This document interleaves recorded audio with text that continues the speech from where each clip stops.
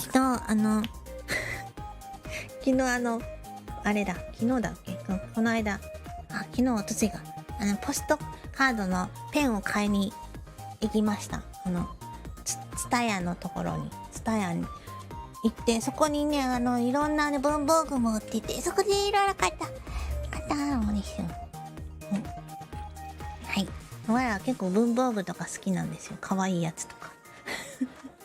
スミック暮らしのペンとか買って喜んでた。で、あげようと思ってね、家主にね、同じ色違いのね、スミック暮らしの可愛いペンを買って、ちょっと瞬発しちゃった。